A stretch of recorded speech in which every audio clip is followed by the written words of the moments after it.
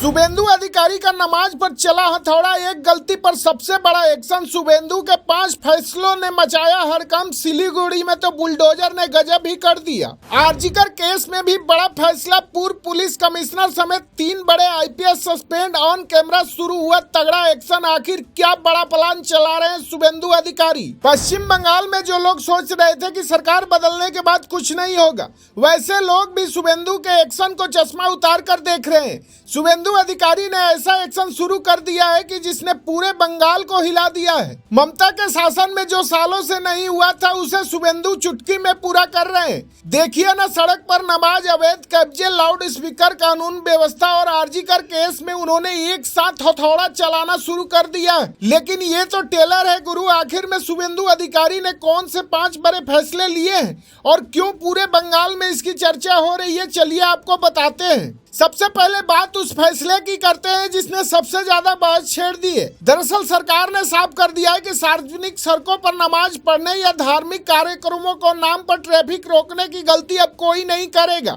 और अगर ऐसा करता है तो अंजाम बुरा होगा। सालों तक ऐसा ही होता रहा है कि सड़क पर नमाज अदा की गई है, लेकिन अब पुराना सिस्टम बदल गया है। शुभेंदु ने साफ कहा कि बर्दाश्त नहीं है। इतना ही नहीं, जैसे उत्तर प्रदेश में लाउड स्पीकर को लेकर तगड़ा नियम है, वैसा ही नियम बंगाल में आने जा रहा है।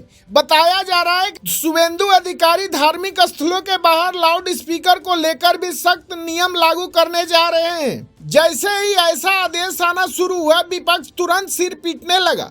लेकिन शुभेंदु अधिकारी का कहना है कि नियम सबके लिए बराबर होंगे। यही वजह है कि इस फैसले के बाद बंगाल की राजनीति अचानक गर्मा गई है।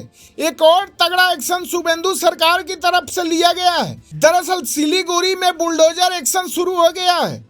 सरकारी जमीन पर बने अवैध निर्माण और कब्जों के खिलाफ प्रशासन ने सीधे मशीनें उतार दी है। कई जगहों पर अतिक्रमण हटाया गया और लोगों को साफ चेतावनी दी गई कि गैर कानूनी कब्जे खुद हटा ले, वरना बुलडोजर चलेगा। दिलचस्प बात यह है कि बीजेपी अब यूपी मॉडल की चर्चा बंगाल में खुलकर कर रही है। पार्टी के समर्थक कह रहे हैं कि जिस तरह उत्तर प्रदेश में बुलडोजर मॉडल ने कानून व्यवस्था को संदेश दिया, अब उसी तरह बंगाल में भी सरकार सख्त दिखाई देना चाहती है। यही कारण है कि सिलीगुड़ी का बुलडोजर एक्शन सोशल मीडिया पर तेजी से वायरल हो गया। लेकिन कहानी यही खत्म नहीं होती। सबसे बड़ा राजनीतिक शोर तब शुरू हुआ जब आरजीकर केस में एक्शन शुरू हुआ। ये वही मामला है जिसने पूरे देश को हिला दिया था और बंगाल सरकार पर लगातार सवाल उठ रहे थे। अब इस मामले में लापरवाही को लेकर पूर्व पुलिस कमिश्नर विनीत गोयल समेत 3 बड़े आईपीएस अधिकारियों को सस्पेंड कर दिया गया है। अभिषेक गुप्ता और इंदिरा मुखर्जी पर भी कार्रवाई हुई है। यही फैसला सबसे ज्यादा चर्चा में है। चौथा बड़ा फैसला प्रशासनिक जवाबदेही को लेकर बताया जा रहा है।